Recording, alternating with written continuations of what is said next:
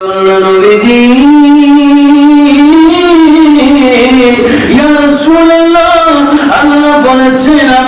কাছে দুইজন সন্তান আছে, একজন হইল আপনার নাতি ইমাম হুসাইন, আপনার ডানুর মধ্যে বসে আছে না মোবারকের মধ্যে বসে আছে, আপনি নবীর বামরের মধ্যে বসে আছে হযরত ইব্রাহিম। নবীজির চারজন সন্তান ছেলে সন্তান ছিল, কাসেম, তাইয়্যিব, তাহের, ইব্রাহিম।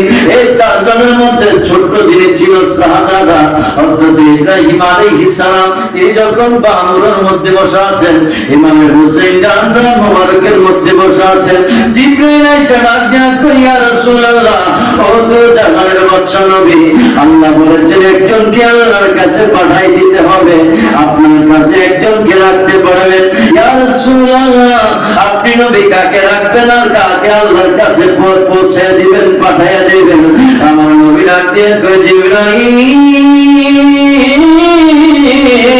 ওরে জিবরাইল, শুনে না, আজকে যদি আমার হুসাইনকে আমি আপনার কাছে পাঠিয়ে দেই, আমার মা ফাতেমা কষ্ট পেয়ে যাবে, আমার মওলা আলীর কথা কষ্ট পাবে। ও জিবরাইল, আজকে যদি ইমাম হুসাইনকে পাঠিয়ে দেয়, মা ফাতেমা কষ্ট পাইব, মওলা আলীর কথা কষ্ট পাইব, আমি নবীও কষ্ট পাই।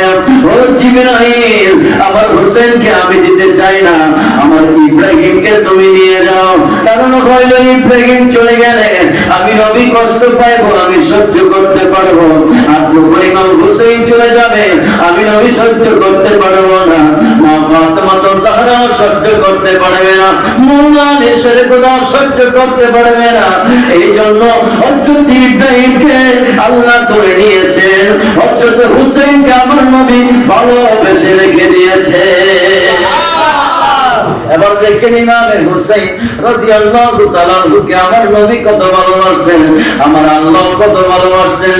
আমার নবী মসজিদে নববীর মধ্যে নামাজের মধ্যে চলে গেলেন, নামাজের সাজদা মোবারকে চলে গেলেন।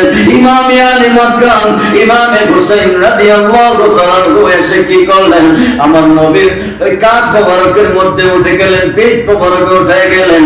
ইমাম হুসাইন পেট মোবারকে কাঁধ মোবারকে ওঠার পরে আমার নবী সাজদা মোবারকে মসজিদে নববীতে নামাজ পড়াচ্ছেন। আমরা সাধারণত তাকবীর পড়ি নামাজের মধ্যে 3 বার সুবহান রাব্বিয়াল আলা পড়ি, অথবা আমরা 5 বার পড়ি, অথবা আমরা 7 বার পড়ি, সর্বোচ্চ 11 বার পড়ি তাসবিহ, এর বেশি আমরা কেউ পড়ি না। ওই দিন মসজিদে নববীতে আমার নবী মসজিদে নববীতে সের মোবারক উঠায় না, আল্লাহ রাতে কই, জিবরাইল, তুমি আমার নবীর কাছে চলে যাও, আর নবীকে গিয়া বলো, ইমাম হুসাইন যতক্ষণ পর্যন্ত আমার নবীর কাঁধ মোবারক থেকে কান মোবারক থেকে না নামবে, আমার নবী যেন সের মোবারক সাজদা থেকে না ওঠায়। জোরে বলেন সুবহানাল্লাহ। নবী রাহমাতুল লিল আলামিন সাজদা মোবারকে তাসবিহ পড়তে আছেন। টাইমে একজন সাহাবী ভয় পেয়ে গেলেন, হায় রে, আমার নবীকে মনে হয় কোন কাফের কিংবা মুনাফিকরা কি আক্রমণ করলো নাকি। অন্যান্য দিন সুবহান রাব্বিল আলা 3 বার 5 বার 7 বার সর্বোচ্চ 11 বার পড়া আমরা সাজদা থেকে উঠে যাই, কিন্তু আজকে তো নবীজি সর মোবারক থেকে মাথা মোবারক সাজদা মোবারক থেকে ওঠাই না। কি হয়ে গেল আমি একটু দেখতে চাই। সাহাবী সাথে সাথে সাজদা মোবারক থেকে মাথাটা উঠায় দেখতে চাইলেন, চায়া দেখলেন নবীজি কাঁধ মোবারকে পিঠ মোবারকে ইমাম আলী মাকাম হুসাইন বসে রয়েছে। ওই মুসল্লি সাহাবী আবার সাজদার মধ্যে চলে গেলেন। এখন জ্ঞানী গুণী মানুষ আপনাদের কাছে প্রশ্ন করতে চায়, ওই সাহাবী যে সাজদা থেকে মাথা মোবারক উঠায়া দেখলো নবীজির কি সমস্যা হচ্ছে কিনা, নবীজির সির মোবারক কেন ওঠায় না, আবার যে সাজদা থেকে মাথা উঠায়া দেখে আবার সাজদায় চলে গেল, ওই সাহাবীর কি নামাজ আছে নাকি বাতিল হয়ে গেছে? হ্যাঁ, নামাজ আছে, কারণ হলো ইমাম হুসাইন দিন। এটা আমি বলছি না, এটা খাজা গরিবে নামাজ বলছে। ইমাম হুসাইন হলো দ্বীন। এই জন্য আমরা নামাজের মধ্যে 11 বার বেশি যদি তাসবিহ পড়ি নামাজ বাতিল হয়ে যাবে। ইমাম আলী মকাম সের মোবারক, ইমাম আলী মকাম নবীজির কাঁধ মোবারকে পিঠ মোবারকে বসে রয়েছেন। ওই দিন মসজিদে নববীর মধ্যে আমার নবী 3 বার 5 বার 7 বার 11 বার তাসবিহ সুবহান রাব্বিল আলা পড়েন নাই। ওই দিন আমার নবী তাসবিহ পড়েছেন 72 বার। সুবহানাল্লাহ। সাহাবায়ে কেরাম নামাজ শেষ হয়ে গেল।